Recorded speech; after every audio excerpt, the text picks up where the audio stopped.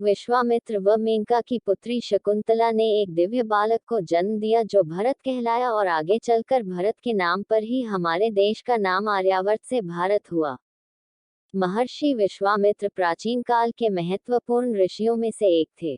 महर्षि विश्वामित्र का जन्म एक राजकुल में हुआ था, परंतु उन्होंने बाद में ब्राह्मण के रूप में अपना जीवन यापन स्वीकार किया। ईश्वर की भक्ति और उन्हें प्रसन्न करने के लिए विश्वामित्र अपना घर बार त्याग कर वन में एक तपस्वी के रूप में अपना जीवन व्यतीत करने लगे। वर्षों तक उन्होंने अपनी कठिन ध्यान व तपस्या के फलस्वरूप देवताओं के मन में आशंका उत्पन्न कर दी। देवतागण अपने हित के उद्देश्य से महर्षि विश्वामित्र की तपस्या को भंग करने के लिए अनेक प्रयास करने लगे। जब देवतागण अनेकों प्रयास के बाद भी अपनी कोशिश में असफल हो गए, तब उन्हें अद्वितीय सुंदरी अप्सरा मेनका का ख्याल आया। इस कुटिल दुर्विचार के साथ मेनका विश्वामित्र की कुटिया के समक्ष प्रकट हुई और अपने सौंदर्य के माध्यम से महर्षि विश्वामित्र की तपस्या को भंग करने की प्रयत्न करने लगी। यकायक विश्वामित्र निसंदेह अप्रभावित रहे, अंततः मनुष्य रूप में उस कन्या के सौंदर्य को निहार कर विचलित हुए। इस तरह मेनका ऋषि विश्वामित्र की ध्यान भंग करने में सफल हुई और विश्वामित्र मेनका की ओर पूर्ण रूप से उन्मुख हो गए, जिसके अंतर्गत मेनका गर्भवती हुई। विश्वामित्र को जब पता चला कि यह ध्यान भंग करने के लिए षड्यंत्र था, वे अत्यंत क्रोधित हुए, परंतु बहुत देर हो चुकी थी।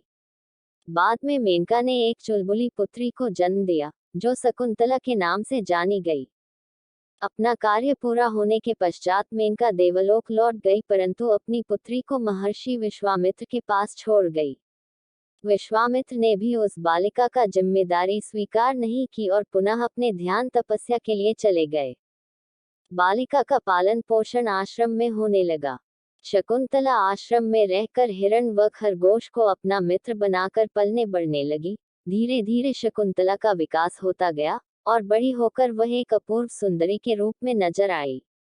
एक बार संयोगवश राजा दुष्यंत शिकार के लिए जंगल में आए और एक जंगली सुअर का पीछा करते करते वे शकुंतला के कुटिया तक आ गए। फिर राजा की नजर एक बहुत ही सुंदर हिरण पर पड़ी। राजा ने तुरंत ही तीर निकाली और उस हिरण को अपना निशाना बना दिया। हिरण को तीर लगी और वह कुटिया के पास क्रदन करता हुआ जमीन पर गिर गया। जब शकुंतला ने हिरण की आवाज सुनी तो दौड़कर उसके पास आई और अपने प्रिय पशु को तड़पते देख उसके शरीर से तीर निकाली और हर संभव उपचार करने लगी। इस प्रकार अपने प्रिय पशु पर शकुंतला का प्रेम देखकर राजा दुष्यंत को आत्मग्लानि हुआ और उसने शकुंतला से क्षमा याचना मांगी। शकुंतला ने राजा दुष्यंत को क्षमा तो कर दिया, परंतु उसके सामने एक शर्त रखी कि वह आश्रम में ही रहकर उस घायल हिरण की देखरेख करे और उसे स्वस्थ करे। राजा दुष्यंत ने ये शर्त सहर्ष स्वीकार कर लिया। आश्रम के निर्मल शांत और सुरम्य वातावरण में रहकर दुष्यंत का मन शकुंतला के प्रेम में आसक्त हो गया। अंततः दुष्यंत ने शकुंतला के समक्ष विवाह का प्रस्ताव रखा और फिर वरिष्ठ जनों की सहमति से शकुंतला और दुष्यंत का विवाह संपन्न हुआ और वे विवाह के बंधन में बंध गए। दोनों की जिंदगी हंसी खुशी चल रही थी। फिर इसके कुछ समय बाद दुष्यंत को ये सूचना मिली कि राज्य में अव्यवस्था की स्थिति पैदा हो गई है और उनकी उपस्थिति बहुत ही जरूरी है।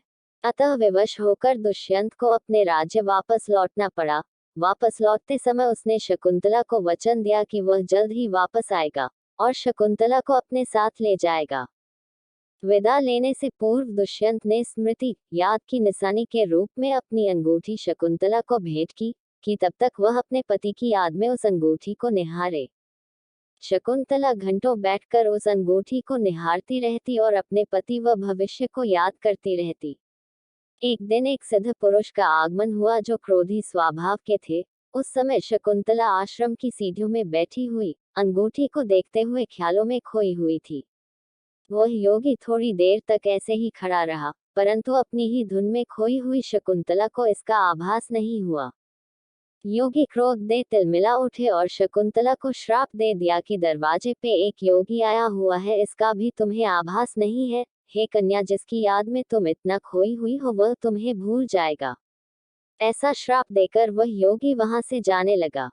शकुंतला फिर भी इस बात से अनजान थी। सौभाग्य से उसकी एक सहेली ने ये बात सुन ली और उस योगी से क्षमा याचना मांगी और शकुंतला की पूरी वास्तविकता सुना दी।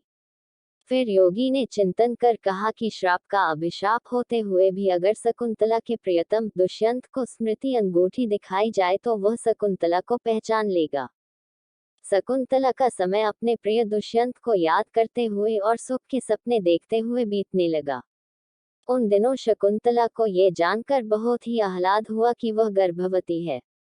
दिन बीते, महीने बीते, व साल बीती, परंतु शकुंतला को केवल निराशा ही हाथ लगी और दुष्यंत का किया हुआ वादा अपूर्ण ही रहा। अंततः शकुंतला की धैर्य की सीमा समाप्त हो गई। उसने आगे प्रतीक्षा न करके राजा दुष्यंत के पास जाना ही उचित समझा। शकुंतला अपने गुरु, साथी और अपने पालक पिता को साथ लेकर राजा दुष्यंत के महल की ओर प्रस्थान करने लगी। महल के रास्ते में एक नदी पड़ता था, सो नदी को पार करने के लिए एक नाव किराए पर लिया गया। नाव से नदी को पार करते समय नाव के हिलने से शकुंतला के हाथ से वह अंगूठी छूटकर गिर गई, जिसके सहारे शकुंतला राजा दुष्यंत के पास जा रही थी। महल पहुंचकर जब शकुंतला ने राजा दुष्यंत से बात की, परंतु श्राप के प्रभाव से दुष्यंत ने शकुंतला को पहचानने से इनकार कर दिया। दुष्यंत के ऐसे बातें सुनकर और पहचानने से इनकार करने पर शकुंतला स्तब्ध रह गई और सिहर उठी। राजा दुष्यंत के महल से अपमानित होकर निकाले जाने से शकुंतला ने उस स्थान का परित्याग कर दिया। लज्जावश उसने एक निर्जन स्थान पर अकेले रहने का निश्चय किया, जहां शकुंतला ने एक प्यारे बालक को जन्म दिया जिसका नाम भरत था। बालक अपने माता के साथ रहते हुए पलने बढ़ने लगा। उस निर्जन स्थान पर शेरहौन थी, चिते भरत के मित्र थे। उस बहादुर बालक के लिए हिंसक पशु शेर आदि का दांत गिनना एक खेल था। एक दिन राजा दुष्यंत के महल में एक मछुआरा पहुंचा, जिसके पास वह अंगूठी थी जी दुष्यंत ने निशानी के तौर पे शकुंतला को दी थी। मछुआरे को वह अंगूठी एक बड़े से मछली के पेट से मिली थी। चूंकि इस अंगूठी में राजकीय घराने की मुहर थी, इसलिए मछुआरा उसे सीधे राजा के पास ले आया। उस अंगूठी को देखते ही राजा दुष्यंत को शकुंतला की स्मृति हुई। वो तुरंत शकुंतला को लेने आश्रम की ओर प्रस्थान किया। जब राजा दुष्यंत आश्रम पहुंचा तो ये जानकर उसे घोर निराशा हुई कि शकुंतला आश्रम को छोड़ चुकी थी। फिर कुछ सालों बाद जब राजा दुष्यंत शिकार के लिए जंगल गए तब ये दृश्य देखकर आश्चर्यचकित रह गए कि एक बालक शेर का मुंह खोलकर उसका दांत गिन रहा है। राजा दुष्यंत ने जानना चाहा कि इतना बहादुर बालक ये किसका पुत्र है, और घोड़े से नीचे उतरकर उस बालक से उसका नाम और उसके बारे में पूछा। बालक ने कहा कि वह इस साम्राज्य के शासक राजा दुष्यंत का पुत्र है। राजा दुष्यंत आश्चर्यचकित हुए। ठीक उसी समय शकुंतला अपने बेटे को पुकारती हुई कुटिया से बाहर निकली। राजा दुष्यंत का नजर शकुंतला पर पड़ी। राजा की खुशी की कोई सीमा ही ना रही, उसके आंखों से अश्रु बहने लगे। अपने परिवार को वापस पाकर राजा दुष्यंत ने उन्हें गले से लगा लिया। वह बहादुर बालक ही बड़ा होने पर शक्ति, साहस व करुणा का प्रतीक बना और उसके नाम से ही उसके राज्य का नाम भारतवर्ष पड़ा। इस कहानी का ये स्पष्ट करता है कि प्राचीन काल में प्रेम का असीम साम्राज्य था। एक प्रकार से देखा जाए तो ऋषि विश्वामित्र ने भी श्री कृष्ण की तरह प्रेम का नया इतिहास रचा।